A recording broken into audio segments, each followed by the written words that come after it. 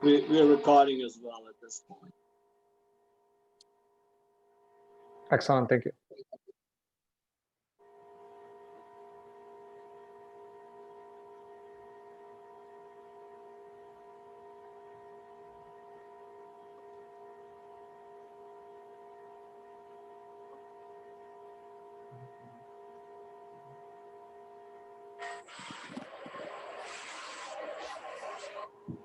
Hi, everybody. Just a quick update. We'll wait a minute or two until just we're getting a few folks dialing in, and we'll start briefly.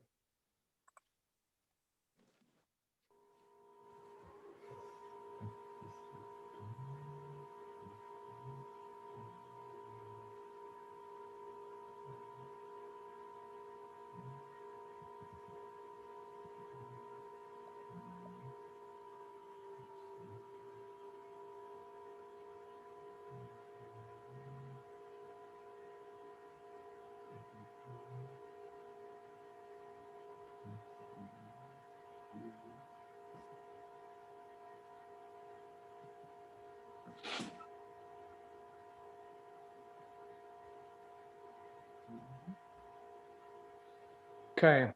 Well, why don't we get started? Just giving a few minutes for people to join, and I'll be on the lookout here of whoever joins in the lobby. First of all, thank you everybody for joining. We have Lisa McLeod on the line and on video, and she is our host of the day. I want to do a very brief introduction of Lisa, and then we'll just have a very open conversation, a bit of a fireside chat, so to speak, with a few questions, and we'll open it up to the forum for any other questions as we go along the way. So again, just to start here, sorry, admitting some few more folks. Okay, so very quickly, just on Lisa here. Lisa is again, global expert on purpose-driven business. She's the author of 5 books, including the bestseller, Selling with Noble Purpose, How to Drive Revenue and Do Work That Makes You Proud, which is the visual you're seeing here on screen. Lisa developed Noble Purpose philosophy after some of the research that she did, and she'll tell us all about it throughout the conversation, and how Selling with Noble Purpose really outsells salespeople who really just focus on targets and quota. So that's definitely going to be the core of our conversation today. Lisa is of course a P&G alum. She founded her own company in 2001, and she has top of the line, top-notch clients that includes Salesforce, Cisco, Roche, Volvo, Dave & Buster's. She has been a keynote speaker in more than 25 countries. She has authored over 2,000 articles. She has made appearances on the Today Show, the NBC Nightly News, and her firm's work has been featured, of course, in Forbes, the Wall Street Journal, and NPR, just to name a few. So again, very excited to have Lisa with us today. And we will, without further ado, we will kick it off, and we'll let Lisa start. And as I said, we'll have a few questions just to trigger the conversation, and feel free, guys on the line and on the video, to also ask some questions as we go through the content. Thanks, Alan. So where I want to start with is this moment of where we are in time. And Alan and I are going to have a back and forth conversation about this, but I want to level set for folks. We're right now in a time, we've got a health crisis. A lot of people are facing economic crises, and we've got social unrest. And so what's happening is 2 things, and this is important for anyone who leads or works in a sales-oriented organization, is when customers shut down and stop seeing salespeople, it gave them a little bit of time to think, who do we want to let back in? And so we have this growing chorus of customers asking, are you here to help me, or are you only here to close me? And this is happening both at a consumer level, when I choose which consumer product to buy. It's also happening at a B2B level. And a lot of us saw that transactional sales was going by the wayside. That was already happening. But what's happening now is it's sped up its demise.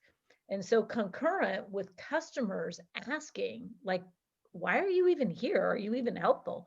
We also have employees, and I know a lot of you are probably in leadership capacities. And so we have a lot of employees having this esoteric crisis. If you've ever been through the death of a parent or a health scare or something like that, you reset and you say, why am I here? Does my work matter? Does my life matter? And so what's happening with these two things, with customers and employees, what's happening is brand reputations are being won and lost based on perceived intent. And this brings the topic of purpose to the fore, because a lot of companies, you guys have probably, a lot of you, feedback from somebody. Okay. Okay. A lot of you have probably been in organizations where they announce, oh, we've got a purpose. It's great. But what's happening is a lot of times that purpose doesn't make its way to sales, and sales remains this transactional thing. So that's what we want to have a conversation about today. So I'll flip back to Alan, who I think has a couple questions for me, and take the slide off. Yeah, I guess, Lisa, let me start with this one. Like, I guess, how did you discover the concept of selling with noble purpose? Like, tell us a little bit about how it started. How did you bump into this concept, or what was the need that arose that got you in this direction? So I had been a sales consultant. Oh, I'm getting bad echo from somebody. After I left P&G, where I was in sales at P&G, I like to say I kind of peaked at middle management. But after I left P&G, I went to work for a sales consulting firm, and then I started my own company. And I had this project from a client, and it was a big biotech company based out in San Francisco. And they wanted us to identify what differentiated the top performers in sales. So if any of you, and I'd be curious in the chat, I'd be curious as to what people's roles are. If you could put that in the chat, and that way I can speak specifically to what you're doing now. But if you've ever been in any kind of a sales leadership role, you know the difference between good performers and poor performers is pretty easy to spot, put your finger on, especially in sales. The good performers know who their customers are. The good performers have great product knowledge, all those things. But what's harder to put your finger on is the difference between the good performers and the exceptional performers. Okay, we got a couple of consultants. This will be helpful then. And so that's what this biotech company wanted us to do, is they wanted us to identify what is that thing that differentiates the top performers. So like a lot of consultants, we do this study, we go out, we did ride-alongs with the salespeople. How many questions did they ask? What did they talk about? What products did they talk about? We also did interviews with them, looking at their backgrounds. And it was all in search of this elusive thing. What makes the top performers the top performers? So we're near the end of the study, and I'm with this representative in Phoenix, Arizona. It's hot as the blazes. We've gone in and out of doctors' offices and hospitals all day. My suit's stuck to my back. And we're sitting in her car. I'm about to get out and hoof it up to the airport. And I'm just taking a minute in the air conditioning to breathe. And I decided to ask her a question. Just kind of came off the top of my head that was not on our list of questions. And I said, what do you think about when you go on sales calls? You know, what's in your head? And she said, well, I always think about this one particular patient. She said, I was in a doctor's office one day. I had on my company name badge. So I stood out, and this little lady comes up to me, taps me on the shoulder and says, excuse me, miss, are you, the representative for this drug? Pointing to my name badge. She said, I answered her and said, yes, ma'am, I am. And she said, the little lady looked up at me and said, well, I just want to thank you for giving me my life back. Because you see, prior to taking your drug, I couldn't go anywhere and I couldn't do anything. Now I can get on a plane, I can fly across the country, I can visit my grandkids, and I can sit down on the floor and play with them. So she's telling me this story, she's getting really emotional. And she said, that's my purpose. This was a decade ago. She said, that's my purpose. That's why I do this job. So I get on the plane, fly back to Atlanta, and I just kept turning it over and over in my head, this idea that there was some higher purpose. And not a lot had been talked about or written about in terms of purpose back then. And so I went back to the interviews and I started looking for it in the anecdotal comments. And sure enough, I found a couple of people that alluded to this sense of higher purpose. And at the end of the study, this was a blind study where we didn't know who the top performers were. And at the end of the study, the biotech company said, who do you think the top people are? And I said, I think it's these 5. And they were the 5 that had alluded to this sense of higher purpose. And I was 100% right. And so that was really the tipping point for me. And, as you can imagine, they wanted to know why, but for me, which I'll explain in a second, but for me, that was the moment when I realized there's something that sits underneath sales. And you've got to have all those systems and processes to get you here, but there's something that sits underneath it, and it's a feeling, and it dramatically affects the performance. So that was when I first landed on it. It was about a decade ago. And Lisa, I guess you were telling us a little bit about some of the research you did, and so tell us a little bit more. So you shared the research. Right. Who came up at the top? What were some of the reactions, or some of the key, nuggets or Right. highlights, I guess, that you weren't expecting? So this was for a biotech company, and you've got to understand who runs biotech companies: scientists and finance people. So I'm there in this meeting, and I've got the results of this extensive study we've done. And the first thing they want to know is, who do you think the top reps are? I say, it's these 5. Now they think I'm like magic. They're like, oh my God, how did you even know those are our top 5? And I said, well, I had a conversation with this one. And she, by the way, was the number 1 rep 3 years in a row. And so they said, we all knew, like, this is a thing. And so they said, well, the next question is, how did you know? And so my first answer, have you ever had one of those meetings where you're talking and your words are just kind of sliding out across the conference table and they're not landing, and you keep talking? It was one of those meetings. And so I said, well, they had a different story in their heart. All the scientists and, MBAs all kind of look at me. Really? And I said, well, there was something underneath. They were telling themselves a different story every day when they woke up. And as the people are staring at me, not understanding, of course, I don't get more articulate, I get less articulate, blah, blah, blah, blah, blah, blah, blah. And so it landed with kind of a clunk. But what I knew at that moment was that they did have a different story in their heart. What I spent the next years working on was identifying how that story got there and what you can do to scale it. Because what became obvious in a few more subsequent studies, and there was a recent peer-reviewed study from Michigan State University, is that sellers who care about this larger purpose, what we now call noble purpose, these noble purpose sellers who truly want to make a difference to their customers, outsell sellers whose story is about targets and quotas. And the Michigan State research went a little deeper. It showed that sellers who sell with noble purpose not only outsell their transactional counterparts, they also sell bigger deals, and they show more resilience and effort over time. What I didn't know at that moment when I was explaining the story in your heart was that it would take me the better part of a decade to learn how to codify and scale the story. We're going Because to continue to face while challenges as we grow. I'm getting some talking. While noble purpose is innate for top performers, you can scale it to the rest of the bell curve. And it took a scant decade to figure out how. Very interesting. So I guess, Lisa, moving along a little bit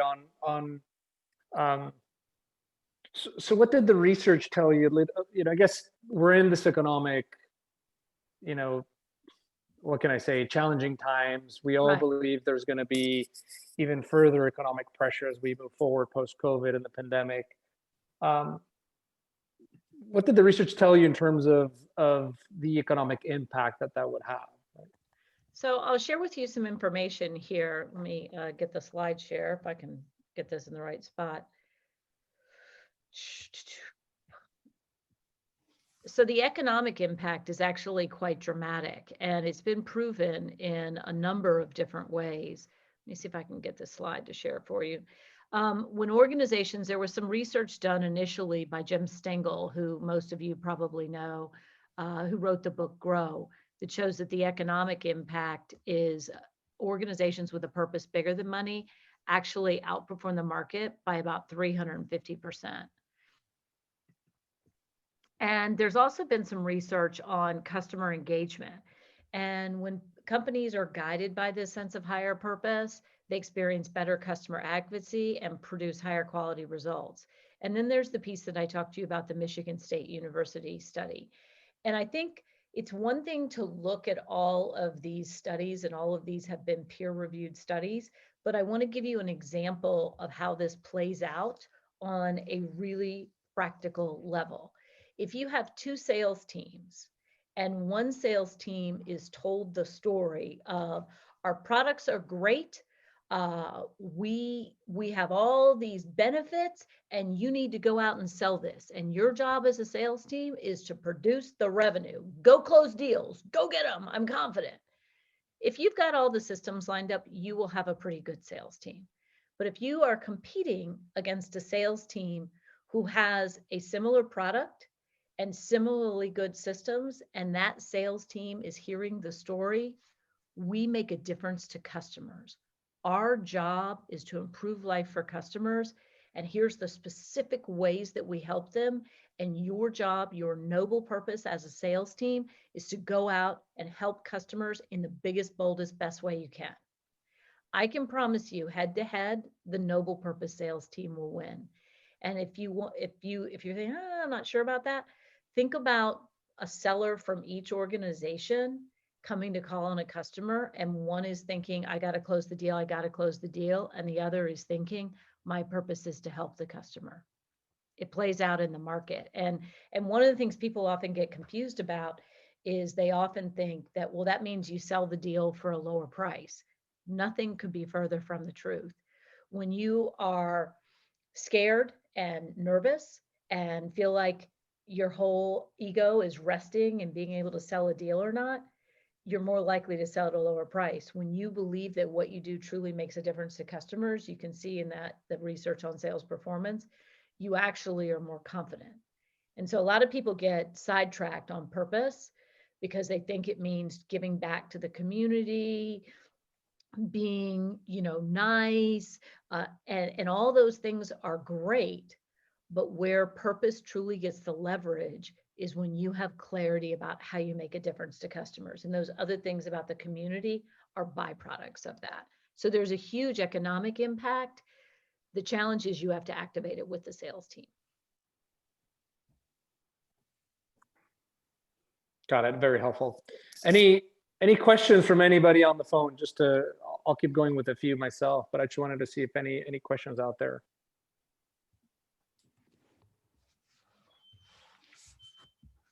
No? Okay, we'll keep going then. I guess, Lisa, I fully agree again, and I've done I've worked as a marketer all my life, so I understand purpose generates much more, engagement from an employee standpoint, from a consumer, from a customer. I guess, any experience on how that balances with, people have to deliver targets, and if you're trying to deliver that message around purpose, I know they go hand in hand, and it's not an or, it's probably an and, but I'm keen to get your thoughts on, some people are very oriented on a number. Here's my target, I need to go chase it. I guess how can purpose to some extent benefit or hinder? Well, it's interesting because people in marketing generally understand purpose very well, because it's so clear from a messaging standpoint that you wouldn't go out there as a marketer and say, hey, we really need business, so give us yours. That wouldn't work.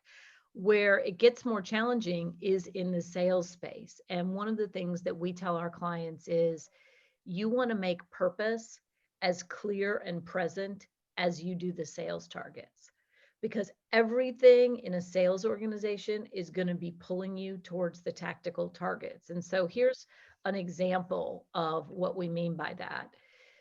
If you think about the revenue and profit of an organization, these quantitative metrics that sales organizations tend to live and die by, if you look at the graphic, they're over on the right side. Those are actually lagging indicators. The more leading indicators are the words and beliefs of your sales team. And the good news is that's 100% in your control. And so if you're feeding a sales team a nonstop steady diet of close it, close it, close it, deal size, deal size, deal size, you haven't given them anything compelling to go share with the market. And so one of the things that we do with our clients, especially when we're executive coaching, is we aim for a 50-50 split.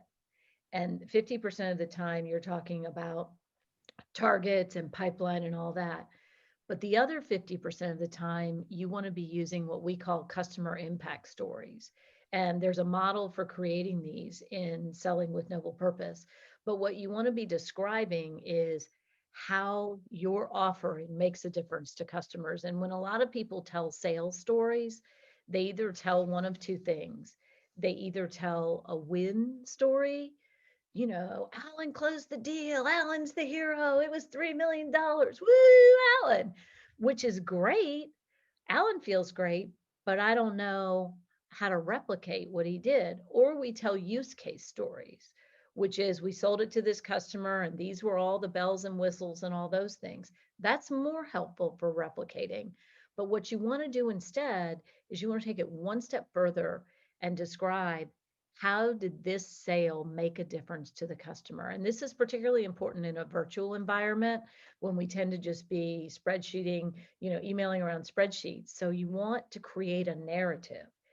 And one of the things I know when I first became a manager at P&G and a million years ago and got the coveted unit manager briefcase that I was ever so proud of, my boss never said to me, "You're a belief builder." But when I look back, that is a crucial role of the manager because the words and beliefs that you see in your team drive their behaviors, which creates the customer experience, which produces the sales, which delivers the number. And so trying to manage to the numbers is, I rarely use sports analogies. I might use another one later, but this one, coaching to the numbers, is a little like coaching a runner to her time. Like you can scream at her, go faster, go faster, go faster, go faster. But at a certain point, she's not going to be able to go any faster. Instead, you want to unpack what's she doing on the start? What's her nutrition? What's her strength and conditioning? And so when you think about the role of sales leadership, if you want to lift up purpose, it can't be just some esoteric, we're here to make the world better. It has to be super specific about how we're making customers' lives better. And that then becomes just as clear and present a part of your groundwater as the targets do. It can be done, but you have to be really intentional because everything's going to pull you towards the targets. Got it. Helpful examples. I guess a couple of questions here coming through the chat that I'll shoot away. Any specific tips when you're in a business development call that you can share with the group? Mm-hmm. And I see one question here that you probably were loath to bring out, but I'm going to do it before we get to business development. Someone says, is religion not the best example? And I will tell you, this is really important. We studied, when we did the second edition of Selling with Noble Purpose, we studied successful movements around the world, including religion, including Peloton, including all of the different tribes that have developed. And one of the things that they all have in common when they have these, what we call true believers in them, is they all meet on a regular basis, they have their own language, and they all have absolute clarity about why their tribe matters. And so, yeah, religion is a good example. You go every week and they don't go, when you're serving your family a meal, do this. Instead, they take you back to some real conceptual things and they use stories. So yes, that's a good example. So your question was business development, and it's what do you do in a business development situation? So I'll give you something really specific. You heard at the beginning that we have a lot of different clients. And one of our clients, the reason we always include Dave and Buster's in the mix is because we want to show that we're not just earnest big company folks, that we do know how to have fun. And Dave and Buster's has a group of business development people. And they go out and call on companies to have their meetings at Dave & Buster's. And Dave & Buster's has clarity of purpose. Their purpose for their sales team is we champion laugh out loud fun. So what their sales team has to do when they go onto a sales call is not, here's Dave and Buster's, here's our brochure, here's our wings, here's this, the equivalent of a product dump, whether you're working for software or Dave and Buster's. Instead, what they need to do is they need to find out, why would fun matter to these people and what does it look like for them? Which is a total different orientation than go out and pitch Dave and Buster's. And the reason I use that as an example, we have a bank whose purpose is we fuel prosperity. So their job on business development is to find out, what does prosperity mean for this client and how can we fuel it for them? So what it does is it shifts the orientation of the sales call. We have an explainer video on our website that does this. So in a business development standpoint, the default is always going to be, you're there to close the deal. And we have spent billions upon billions of dollars training people in consultative selling. But what happens when there's a deal on the table, all the skills go out the window and they get that graspy salesperson energy. So from a business development standpoint, what selling with noble purpose means is your job is to fuel prosperity, champion laugh out loud fun, make this business more successful. How do you want to organize your call to figure out a way to do that? And what we find is you get better discovery, better pre-call planning. It has an amplifying effect on all those skills that we've been trying to teach for so long.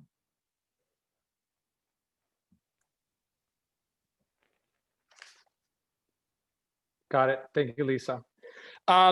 Again, I've got a few more questions here on the chat, I guess more, to me, so I could kind of feel them at the right point in time. But I guess just jumping into it, I mean, one of them is, do you have any good examples of what they would call maybe a good higher level purpose versus just maybe a less good of a purpose?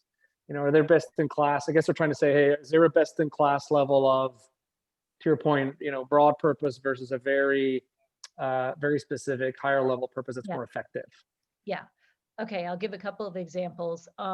In the book, we have a chapter called Why Specificity is Sexy. So your purpose, as we define it, is about how you make a difference to customers. So it should define your aim and your lane, your aspiration and the place you're going to do it in. So I'll give you several examples right now of purposes that have done that. One is we fuel prosperity, because they're trying to fuel it for the client, and their lane is prosperity. You notice not banking, but the client's prosperity. A bad purpose would be, we want to make a difference. That's better than saying we want to be a bunch of jerks and grab your money, but it lacks the specificity. So 2 examples that played out in very profound ways. There was a Harvard Business Review article called Put Purpose at the Core of Your Strategy, and it gave examples of 2 companies, Mars and Purina Pet Care. And Purina Pet Care was the leader in the space, and Mars overtook them. And they both had purposes that sounded similar, but they weren't. See if you can tell the difference. Mars's purpose was a better world for pets. So we want to make a better world for pets. Purina's purpose was better with pets. So they sound the same, but think about the difference. If your job is to create a better world for pets, you have to think about all kinds of things. It's a strategic and a tactical conversation, because you're thinking, well, how do we make a better world for pets? What's wrong with the world now for pets? What do we need to do? If I'm out calling on a vet, I need to think, well, I need to help make a better world for this vet's pets. But better with pets is kind of like a slogan. And one of the examples, I wrote an article about this, was imagine one organization's purpose is to create a better world for children, and the other organization's purpose is better with children.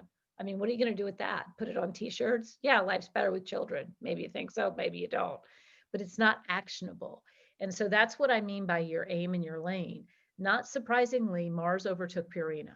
Mars made some strategic decisions to go into pet health. Again, better world for pets. It's something that the organization can rally around, but it describes how you make a difference to customers or constituents. And one of the mistakes people make is they say, we want to be a good citizen and make a difference to our customers and be a good employer and blah, blah, blah, blah, blah. And all that's really nice, but it doesn't tell your sales team what to do. Go create a better world for pets that tells everybody what you're supposed to do. And Mars ended up bypassing them, and Mars Pet Care is one of Mars' most profitable divisions because of that. So when you think about best in class, it should define your aim and your lane, and your aim is your aspiration, and your lane is not necessarily IT services, or in Mars's case, pet supplies. The lane is pets. The bank's lane is prosperity. Dave and Buster's lane is fun. Does that make sense? Yep, makes sense. Mhm.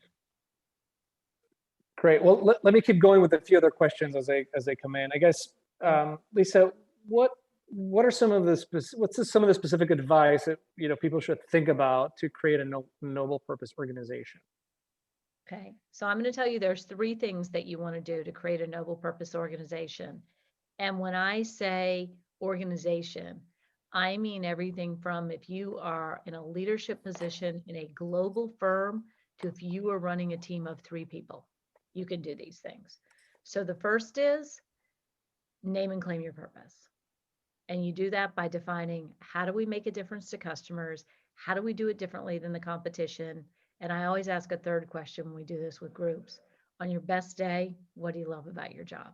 Because what you're trying to do is take what's probably implicit in your business and name it and make it explicit. So the first thing is find your noble purpose. And there's those 3 discovery questions are in the book. But think about how you make a difference to customers. The second thing that you want to do is you want to look at how you're spending your leadership airtime. How much of your airtime are you devoting to targets and processes and things like that versus how much of your airtime are you devoting to telling stories about making a difference to customers? And I'll tell you a little story about why this airtime piece is so important. And this actually came to me years ago. I was working in my daughter's kindergarten class, and I had worked in the classroom set like every other Friday for most of the year. We were near the end of the year, and the kids were making presents for Mother's Day. This has to do with leadership, I promise you. So the kids are making presents for Mother's Day, and the teacher had asked the kids, "What are your mommy's favorite things to do?" And the kids had written a little booklet, and my mommy loves to do this and that. And one thing per page of your mommy's favorite things to do. And my job as the parent volunteer was to staple the booklets and put a little ribbon on them. So naturally, I read them all. And a group of 5 and 6-year-olds almost unilaterally said their mommy's favorite things to do were cleaning and sleeping. So I'm like, who are these women? So I said, tell me about your mommy. How do you know she loves cleaning and sleeping so much? And they said, because she talks about it all the time. She's always saying, oh my gosh, we've got to clean up around here. And if she's not saying that, she's saying, I'm so tired. I just have to get to sleep. The words of the leader tell the team what your priorities are. And so the reason I use this story to illustrate airtime is I guess if I polled any of those mothers, maybe sleeping was a favorite thing to do, but I'm confident none of them would put cleaning on their list of favorite things, but it's what they gave the airtime to. So a lot of times when I work with sales organizations, people will say, well, I really care about making a difference to customers. I really care about improving customers, but our boss doesn't. All he or she cares about is the numbers. You'll never get him on board with this. And then we have a talk with the boss and we find out that the opposite is true. So the first thing is find your purpose. The second thing is give it airtime. And look at your airtime. And we have a client called by the name of Blackball. They're in Charleston, South Carolina.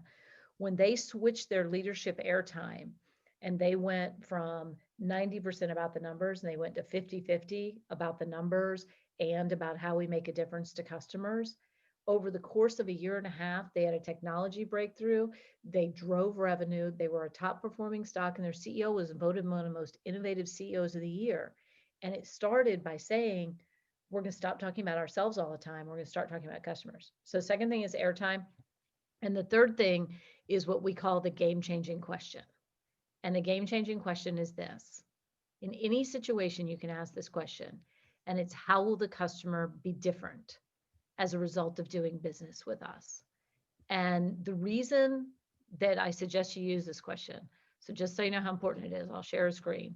The reason we talk about this question, how will the customer be different as a result of doing business with us? If you take nothing else away from today and you start asking that question, you can ask it in a strategic setting when you're considering, do we do this product or this product? Do we go after this market or this market? When you ask, well, how will the customer be different as a result of doing business with us? Your direction will come much more clear. Where can we have the biggest impact on customers? That's always where the most innovative and valuable play is. You can also ask this question if any of you are in sales leadership roles, whenever there is a deal on the table. Most managers, when there's a deal on the table, we ask, how much is it? When can we collect the revenue? Who's going to be involved? Who's the competition? What's the solution? But if you'll cut through all the noise and the clutter if you simply say, how will the customer be different as a result of doing business with us? If your sales team can't articulate that well to you, the likelihood of the deal closing is not very good. And if it does close, it'll be very commoditized, and you'll probably come up against price objections. But your ability to answer this question at a strategic level and at a tactical level is really a game changer for an organization, individually and collectively. So name your purpose, adjust your airtime, and ask this one question. That'll move mountains. Got it, Lisa. Great, thank you. I guess a great question from Al here. I'm gonna just kind of read the headlines of it, but again, fully agree with purpose to motivate folks. However, I think it needs to be balanced with solid targets. P&G went from sales to CBD many, many years ago. I remember that, which is somewhat a form of a purpose. And then they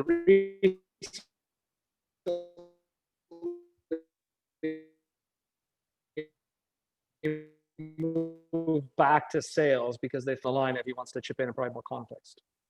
Right. I think we create a false dichotomy here. It's an ordering thing. It's truly an ordering thing. And when people say, oh, we're all going to be about purpose, this is going to be great, we don't need to worry about numbers, they couldn't be more wrong. So one of the analogies that I often use is parenting. If you are a parent, and it has been very difficult for those of you that have young children at home to be parents, if you are a parent, you need to hit your numbers. You need to get the meals on the table. You need to pay the mortgage. You need to get into practice on time. You need to keep the schedule. And if you don't do any of that stuff, the wheels are just going to come off the train and it's going to be crazy. You can sit around all day and say, we're going to be in our higher purpose. We're going to meditate. We're going to love each other. But as my friend says, at some certain point, somebody's got to make the damn dinner. And so what happens though is where you use purpose is not to take away from those things, but to animate them. So when we've been really successful with sales teams, we say, not just you got to hit your number, you got to hit your number, but we say, our job is to help 100,000 customers this year. Our work is important. We need to help 100,000 customers. Right now, we got 95,000. If we want to really have the biggest impact on the world, on our customer base, on our industry that we can, how can we find 5,000 more customers? And so it's really an ordering thing. A CEO client of mine said it really well when he said, I've learned I manage to the numbers, but I lead to the noble purpose. So that's my answer to that. Manage your business to the numbers and lead to the purpose. One of the places that people get into trouble with purpose is they forget it's about making a difference to customers. Your personal sense of purpose and meaning and all in your work matters, but at the end of the day, where we talk about your noble purpose, it sits at the center of the commercial model, and it's about making a difference to customers. And your job as an organization is to do that in the biggest, boldest way you can. So Al, I do understand the question, and I've watched a lot of organizations. I've watched that pendulum swing, and for me, the answer is not integration. The answer is ordering. Because if you're serious about your purpose, you will actually be very, very disciplined about your numbers. Just like if you're serious about being a parent, you're not going to be all loosey-goosey about whether or not the kids get their stuff in on time and meet their deadlines and stuff like that. And it's when you animate it with this sense of higher purpose that it becomes meaningful.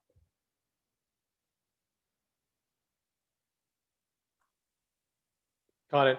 Thank you. Al was responding on text here. Very, very helpful. Thank you. I guess Al, Lisa, just to keep going. I guess now that everybody or most companies are working more virtually nowadays, why has purpose become even more important? What are your thoughts there? As again, we're facing new, I guess the new normal, people working from home, dispersed groups. Yeah. So one of the things that's happened as people work from home is more of your information is coming from senior leadership and your manager, and more of your company information, because you used to have sort of an implicit sense of purpose when you were in the office and you saw the pictures of customers on the wall, or maybe you did lunch and learns with everybody around the table, and people in a good organization anecdotally talk about customers and talk about customer wins. That's something that happens in any good organization. It happens very anecdotally at the meetings, in the break room. And so now all that's gone. And so what happens is there's no foosball tables, there's no lattes, there's no fun meetings with an open bar. All of that stuff got stripped away. And so what happens is what's left is the work. And if the work is just this transactional rinse and repeat, time to make the donuts, people are going to disengage. And one of the things that we're seeing happening now, very widespread in the workforce, they're not quitting, they're doing worse. They do what I call the quit and stay, where they quit caring, but they keep working for you, which is the worst. And so you can't afford to have that. So one of the things that you've got to do as a leader, and this is challenging, we've worked with a lot of senior leaders and trained them on this, is there's some simple things that you can do, and it seems like you don't have time to do them, like start every meeting with a customer impact story. Like pause and say, okay, we're going to go through a lot of numbers today. I want everybody to remember every single one of these numbers represents a real live human being, a real live customer that we've helped. Okay, we're looking at a process improvement thing. I want to remind everybody, the end of this is making life better for customers, and be explicit in the way that you do that. It seems like you don't have time for that, but you can't afford not to, because the inputs we used to have, for the most part, a lot of positive inputs coming into us. And now people don't. They've got the news, which is negative. They've got their kids going, Mom, I can't get on my Zoom call. My teacher's not here. They have all of these things. They have their spouse that if I turn around and see you one more time, I'm going to go insane. So they have, or they're lonely and they don't date anymore. So a lot of the positive inputs that people had coming into them, both business-wise and personal-wise, have been stripped away. So you have got to be so intentional about, as a leader, because see, human beings have two fundamental needs: belonging and significance. We want to be part of something bigger than ourselves, and we want to know that our contribution matters. And so as a leader, you want to be lifting that up all the time. Excellent, Lisa. Thank you. Percy, you had a question you wanted to ask Lisa directly. Go ahead. Lisa, I read your book about 2-3 months ago, and it really has made a difference. Do tell. Yeah, and specifically or especially this 5 categories of critical customer information, where you have these 5 sort of, I guess, categories, and I wanted to ask you specifically about the second one is about customer goals. And Right. The fourth one was about what success looks like for the customer. Right. Those two, I have, or can you maybe clarify what the difference between the two of them are? Because the way I have asked them, they have sort of led to the same answer. So maybe I'm not understanding well the difference between the two. Okay, I'm happy to. So first of all, what I'd like to ask you a question. Why did asking about those categories of information, how did that make a difference to you? Why did it change things for you? Oh, they did, because I start the conversation with those questions. Okay. I don't start with myself. Although I may just, sometimes they ask me, hey, haven't seen you in a long time. What are you doing nowadays? And I just throw a very quick, sort of 10, 15 second statement. And then I flip it over and I start asking them the questions. Okay. This has given me that sort of, I guess, discipline to not focus on myself, but to focus on them. Okay, well, that is a great framework. And we haven't met before. You're not a plant, but you just made my day. So, because what that does is to help other people that maybe haven't read the book. When you are a noble purpose seller, when your aim is to make a difference, you have to understand the customer. You can't help them if you, and so it creates this force field, this natural tendency, and to focus on the customer, which is what we try to get salespeople to do for years. And what the 5 categories in the book do is they give you a template for asking. It's like versus sending somebody on a date and saying, hey, ask some questions about them. You're saying, okay, actually ask some questions about their childhood, ask some questions about their career. And so to your question, Percy, what is the difference between customer success and asking about what does success look like for this customer and asking about what customer goals are? Yes. The intention on that is when you start asking a customer about their goals, a lot of times sellers will ask about what their goals might be within the context of I'm selling IT, I'm selling consulting. But what you're really trying to find out for customer goals is their strategic goals that have seemingly nothing to do with you, but might be set by their board or their CEO, or if you're calling someone lower down, their department head. Because what you're trying to do is one of 2 things: either show the customer that you truly understand those, that's at a baseline. But the second level is tie into those some. And it wouldn't be like if I'm dealing with a company and their goal is to drive revenue and they want a 20% increase in revenue. I single-handedly am not going to contribute to a 20% increase in revenue. What I can do is show them how if we do this, this, and this, you're going to have to do some other things, but they'll see me as part of their goals versus something in conflict. What success looks like for them takes it to a more granular level. And that's why they're asked in that order. So when you say, what does success look like for you? In my world, we would say your goal is a 20% increase in revenue. What success looks like for you is if your salespeople are able to develop more trusting relationships with their customers. If your sellers are able to ask better discovery questions, because that's in my wheelhouse, and I can nail those. Does that make sense? Yes. And where would you place the more like long-term career goals? Would that go into one of those 2 questions?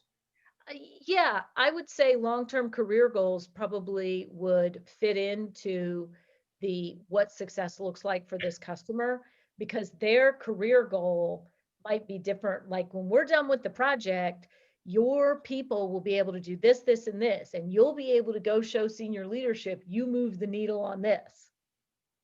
Does that make sense? Got it. Thank you so much. Yeah. Thank Yeah, you. I'm so glad that you're using those and that those were helpful to you. They have. Thank you so much. Good. So we have a couple other questions. AI might be beneficial as it will leave employees more time to focus on customer success. Yes, AI can be hugely beneficial. It can also be an Achilles heel if you over rely on it. But if you've got AI doing some mining for you and identifying what the customer issues are and filling up your pipeline, it can be hugely helpful. One of my clients, a guy I used to work with, I've worked with him a couple times. He was the chief revenue officer at Hootsuite, a guy named Steve Johnson, and he was the CEO at a company called Vidyard, and now he's the CEO of an AI company. And some of the things that they're doing is they're just amazing in terms of the way you can automate and actually humanize the front of the sales cycle is amazing. If you try and take it all the way through, though, especially on a big ticket sale, you kind of lose some things. Excellent, Lisa. I guess there's let me just ask, any other questions from the group out there before, because I guess we're running down in 10 minutes, and maybe you want to ask a question, one or two more questions.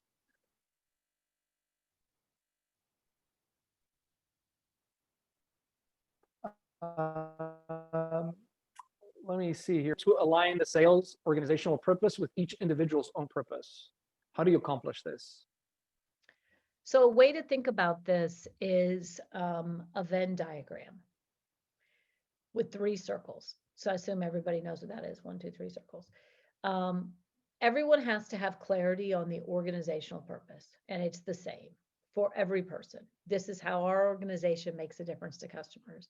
The second circle is a direct line to your job. So if you're in sales, it's how you contribute is helping more customers feel the purpose. But then the personal piece is, why does this matter to you? And a lot of people differ on this, and they spend a lot of time talking about their personal purpose. And it can be helpful, but if it doesn't align to the organizational purpose, you end up down a rabbit hole. So I'll give you an example with our company. So our company purpose is actually the subtitle of the book. We help leaders drive revenue and do work that makes them proud. Those 2 things, the money and the meaning, delivering on those 2 are our organizational purpose. And when I think about the part of the Venn diagram that I sit under, you know, I do seminars, I coach leaders, all those kinds of things. But why does this matter to me personally? It matters to me for 2 reasons. I have been in an organization when I worked for a small company that wasn't making money. And if you're not making money, it has a chilling effect on everyone's life. It's terrible. You think about it all the time. You worry about it all the time. People are stressed. People are frustrated. They're scared. And so helping organizations be financially viable is really important to me. And the emotional engagement, the proud part, is also important to me, because I grew up in a household where one of my parents loved their job and one of them hated their job. And I saw the effect it had on our whole family.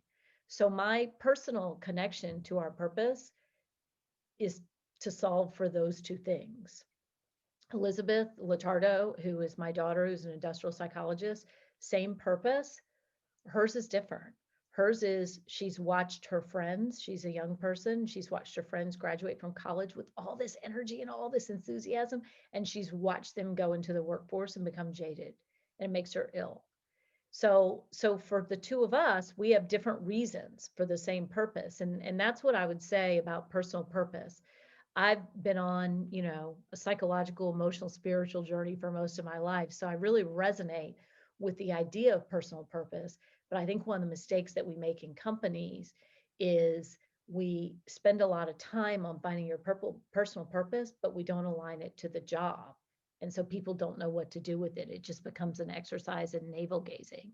And so for me, when we work people through this, usually what we find is there's something in their past that either happened or didn't happen, or something that they get passionate about.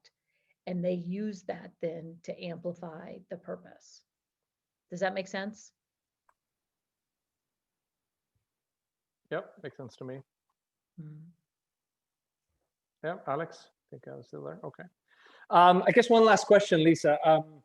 You say that your work back in the day in P&G as a sales trainer was really the basis for your work today. Like, tell us a little bit more about it. How did P&G inspire you to where you are today?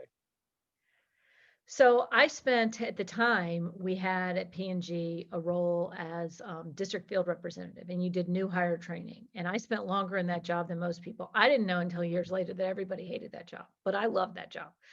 And I spent a long time in it because I had some geographic restrictions and was trying to get promoted. So I trained lots of new hires. And one of the things, I didn't realize it at the time, but you know, Malcolm Gladwell has a thing about 10,000 hours. I didn't realize that was the start of me getting my 10,000 hours, because if all your P&G alums, I don't have to tell you whether you were, whatever department you were in, P&G was really good at structure. And so the way that you were supposed to train these new hire salespeople was super clear, and you followed it exactly the same every time. And what I realized was two things. One, they came to it. Obviously, P&G did a great job of hiring, but they all came to it with a different sensibility. And I saw how that played out in their results. And the other thing that it did for me that was huge and instrumental in my career, after you did field training with a new hire, your boss would go out and work with that new hire, and you weren't there. And if they didn't do well, it wasn't on them, it was on you. And so one of the things that it got in me at the ripe old age of 25 when I was doing this was the true test of a coach is how does the player perform when you're not there? And so for me, that just seared into my brain, and it prompted me to coach and train and lead very differently than I probably would have otherwise, left to my own devices. And it's carried with me through to this day. You know, when I'm coaching a CEO and I might help him with his talking points or her with their talking points, it's not how well I can do in that moment when they get it and they go, this is great. It's how well they do when I'm watching them on the Zoom call in front of everybody else. And so it seems like it's obvious, but that has pulled me back so many times. This person's going to do it when you're not there. Or this whole sales team has to do it when you're not there and their boss isn't there. How are you going to get them to the point where they are compelling and passionate and excited and saying the right things in front of the customer when nobody's there but them and the customer? So that it started back then with the boss going out with the little new hire going, McLeod, you need to do this one again.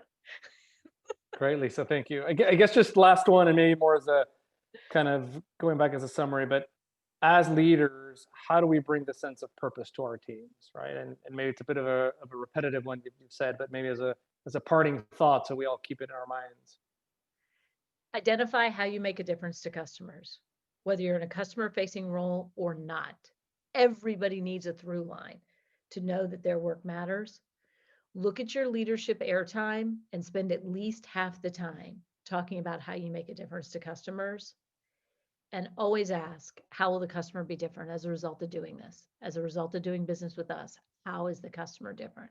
If you do those three things, you will start to shift the narrative, because the words and beliefs of your team drive their behavior, which creates the customer experience, which produces the sales, which delivers the revenue and profit. And so your words, you're the belief builder for your team.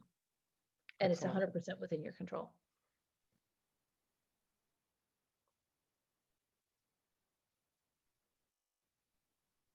Great, Lisa.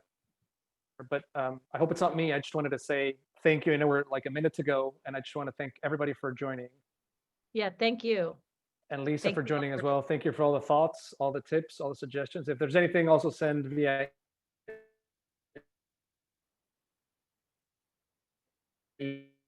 email. We're happy to answer. Appreciate it. Yeah, you cut out a little bit, Alan. I don't know if it was you. Sorry, guys, I'm back. I don't know if it was me or the connection. I just wanted to thank you, Lisa, and everybody for joining. Appreciate the time. Appreciate all the perspective, the thoughts, the question, and the tips. Feel free to shoot my way, and I'll send them to Lisa, and we'll make sure we'll get them answered. But thank you once again for the time. Yes. Find me LinkedIn on as well. LinkedIn. We Appreciate it. post content every week. Great to be with you guys. Thank you, everybody. Appreciate it. Thank you, Lisa. Thanks.